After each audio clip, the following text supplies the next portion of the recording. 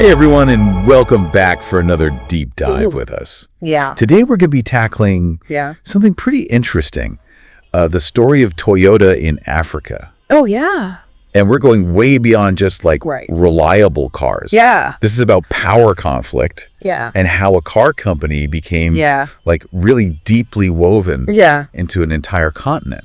It's fascinating how like a single company can have such a profound impact on geopolitics and culture and economics. It's incredible. Definitely. And the source for this deep dive is an article from the Pan-African Review. Oh, okay. It's titled Interesting. Toyota Land Cruiser and the Rise and Fall of the 21st Century African State. That sounds like a really thought-provoking piece. Yeah, it is. I'm excited to dive in. Oh, and before we get into it, I wanted to remind everyone watching to subscribe to our YouTube channel. Yes. And click that notification bell so you don't miss any of our future deep dives. Don't miss out on the fun. Yeah, we've got some really amazing content in store for you. Looking forward to it.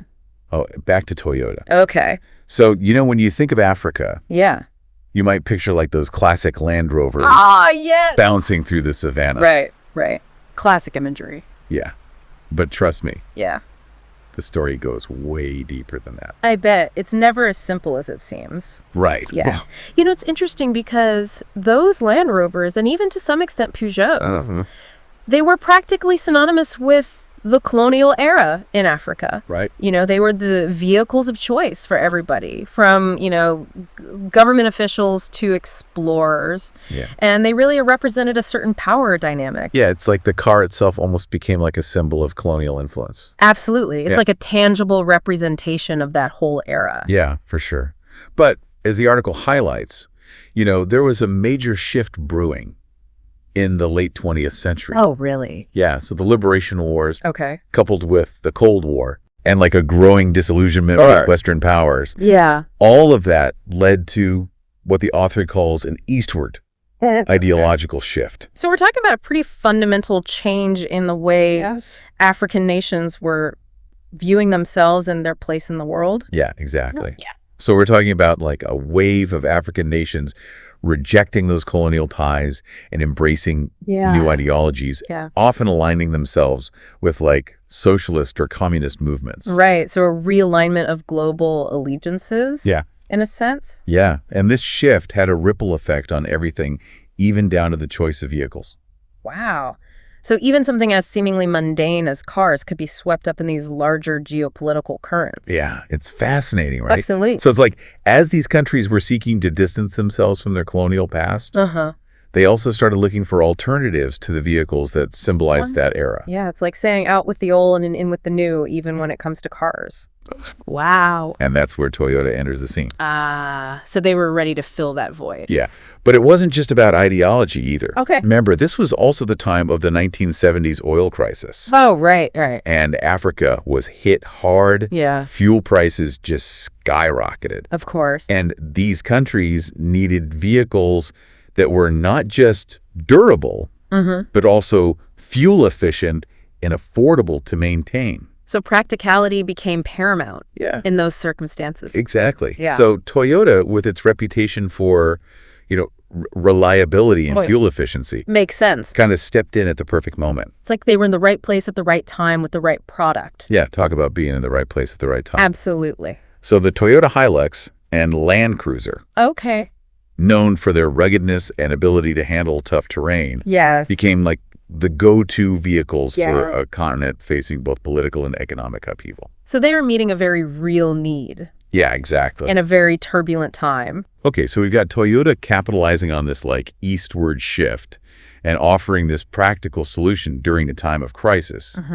But then things take a really interesting turn. Oh, what happens next?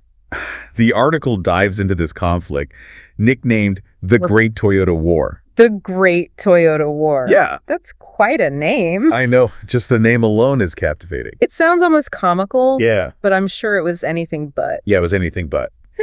This is the 1987 Chadian-Libyan conflict. Okay. And this war highlighted this like unexpected role of Toyota trucks in modern warfare. Interesting. So we're not just talking about civilian use anymore. No, not at all. These vehicles are actually being employed in armed conflict. Yeah. We're specifically talking about the Hilux and Land Cruiser again. Oh, okay. But modified into these makeshift fighting vehicles called technicals. Technicals, I've heard that term before, but I'm not entirely sure what it refers to. So imagine a Toyota pickup truck. Okay. Stripped down to its bare bones. All right, so we're getting rid of all the unnecessary frills. Yeah, and then you add heavy weaponry. Okay. Think like machine guns. Yeah. Anti-aircraft guns. Even rocket launchers. Wow, so we're talking about serious firepower. Yeah, mounted on the back. So these are essentially improvised armored vehicles. Yeah. Using the Toyota platform. Exactly. They were agile. I can see that. Relatively inexpensive. Right. And they could traverse that harsh desert terrain with ease. So perfect for that kind of environment where mobility is key. And perfect for guerrilla warfare tactics. Yeah. In those vast expanses of the Sahara Desert. I can see why they became so prevalent. Yeah. And here's the irony. Okay. While all this is happening, while Toyota trucks are being used in these conflicts, the end of the Cold War is ushering in this period of relative peace and stability across much of Africa.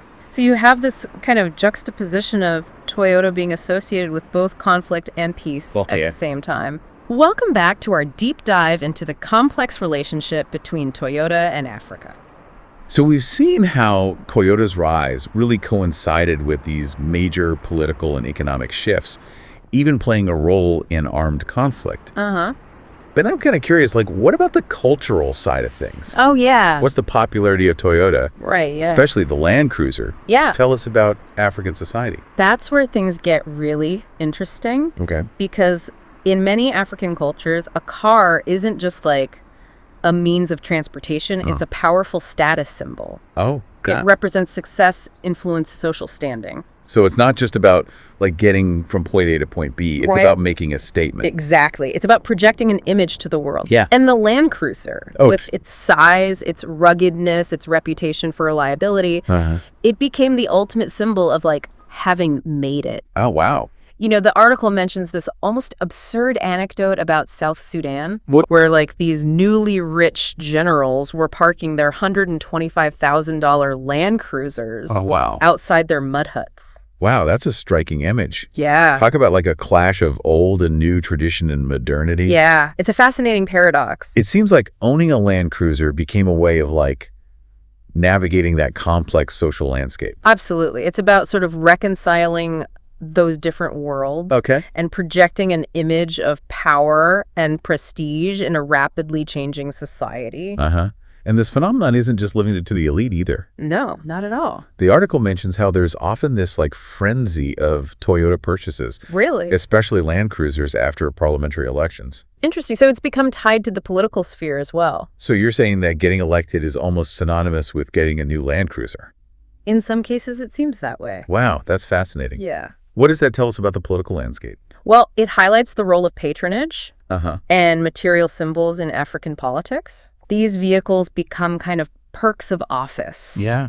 A way for politicians to solidify their status. Right. And perhaps even distribute wealth within their networks. But it's not all about Land Cruisers, though, right? No, of course not. Toyota's impact goes beyond just those seeking power and prestige. Absolutely. Yeah. Remember the Hilux we talked about earlier? Yeah. While the Land Cruiser might be like the aspirational vehicle, the Hilux has become the workhorse of the continent. Oh? It's used by farmers, traders, small business owners. Yeah. Really anyone who needs a dependable vehicle that can handle tough conditions. So Toyota's influence kind of permeates different levels of society. It does. From the halls of power to like the rural countryside. Yeah, it's a truly ubiquitous presence. And that widespread use has like a significant economic impact. Oh, absolutely. I mean, the article doesn't dive into specifics, but just think about all the jobs created. Right. From mechanics and salespeople to parts suppliers and logistics companies. Yeah, it's a whole ecosystem. Right. Toyota's presence has created an entire ecosystem. It has. It's like this unintended economic stimulus, almost a byproduct of their cultural and political prominence. Yeah, it's an interesting example of how economic forces can be shaped by these broader social and political trends. But it also makes me think about the flip side. You know, we talked about the Great Toyota War and how these vehicles were used in conflicts. Right. Does that like darker side of the story continue, even as Toyota becomes more associated with like peace and prosperity. It sets the difficult question, isn't it? Yeah. The article touches on how Toyota's popularity has also fueled corruption.